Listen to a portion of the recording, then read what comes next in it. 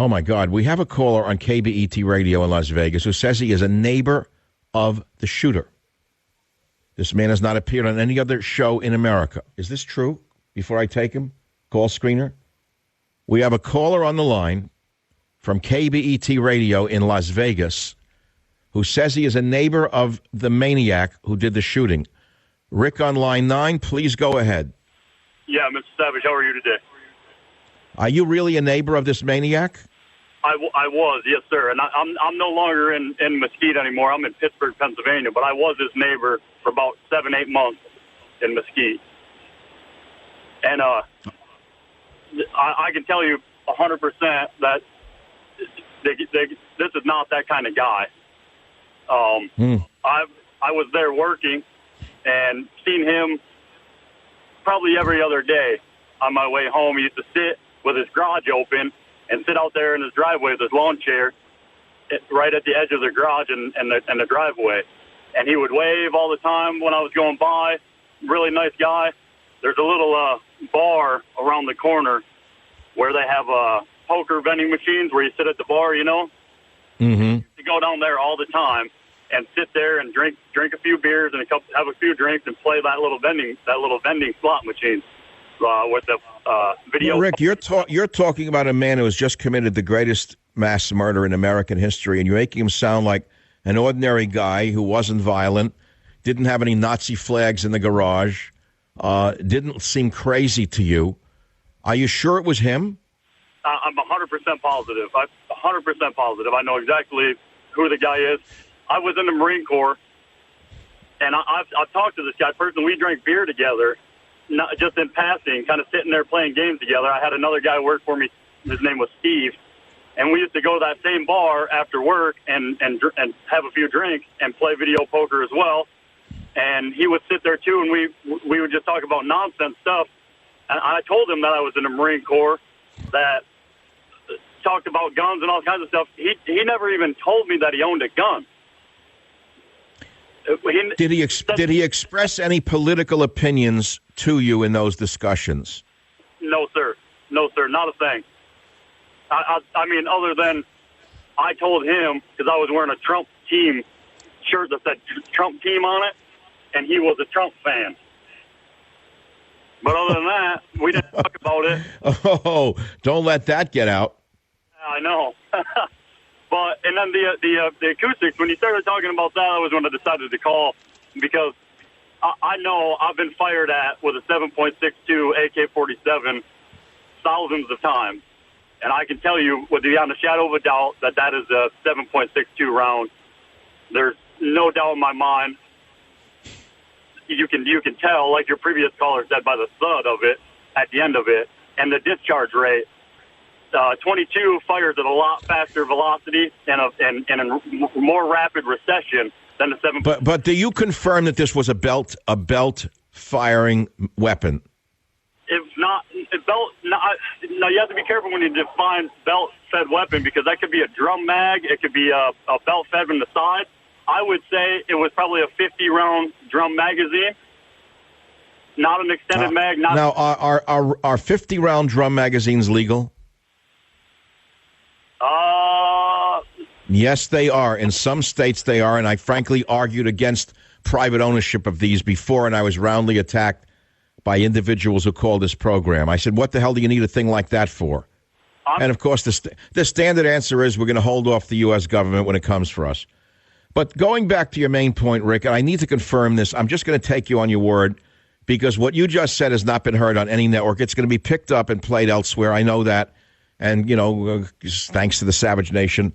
You are a man who is a former neighbor of this shooter, and you say he was an average Joe, never expressed any political opinions, no religious affiliation. Is that true?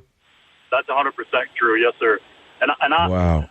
I've already talked to the Clark County Sheriff's Department this morning, called them and told them everything I know and everything that was said between me and the guy. Now, this was spring. I was there in December of 2015 all the way until June of 2016. I was his neighbor for that entire time.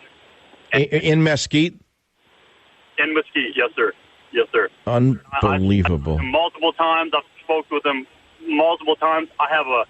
Now, I'm not a big conspiracy theory guy, but it don't sit right. I know this guy. I've drank beer with this guy. All right, so, okay, you're not a conspiracy theorist. Ordinary guy, doesn't snap. Something's wrong with the picture. Clean skin. Was he brainwashed? I don't think so. He was too smart of a guy to be brainwashed, I think.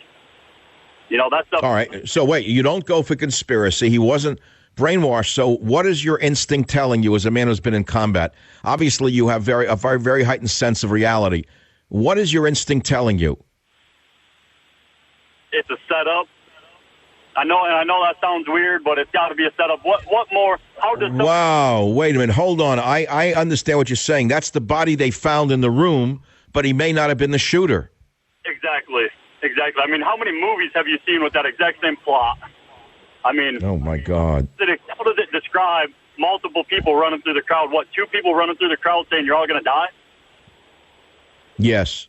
And then all of a sudden, it's some average Joe guy who was an accountant who spent his days gambling at the video poker machine around the corner from his house drinking beer. All right, so if you were writing the mystery novel, there are far more nefarious players involved. They did the shooting. They broke into his room and killed him and made him look like the shooter by laying guns in the room? Absolutely. And he had been there since the 28th of September. Yeah. And then finally on the last day of the last show of the concert, he starts shooting people. I mean, it doesn't add up. Why didn't he shoot people a long time ago? What did he do? Go out and enjoy his weekend and then decide he was going to kill people? Like, it doesn't make sense. It doesn't add up to me, especially not this guy. Not this guy. So you're confirming in your mind a conspiracy theory in your mind. We call it that. Call it what you want. That's the person they found in the room, but we don't know if he was the shooter, is what you're saying.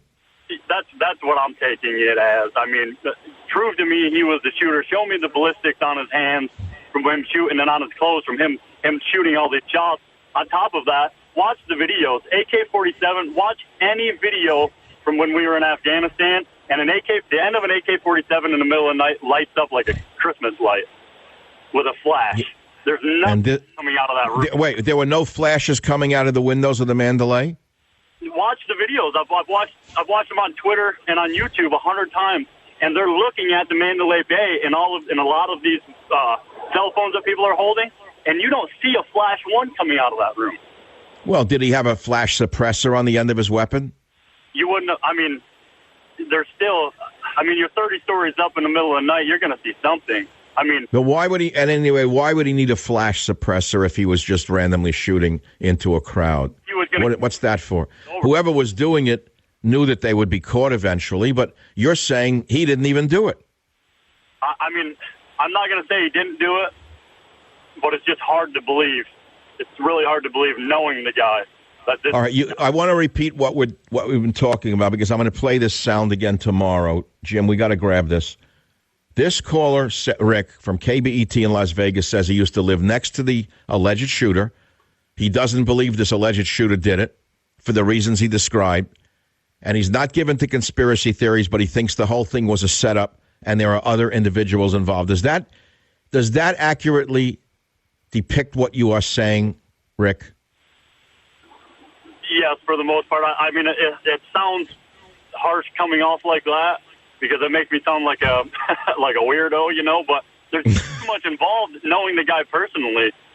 So, all right, weirdo. Don't worry about it, weirdo. This country takes weirdos to figure things out, but you're not a weirdo. You're an American patriot who's actually faced bullets flying at him from an AK-47. Rick, thanks for calling from Las Vegas. Well, we'll have to see where this all plays out. Join the Savage Nation.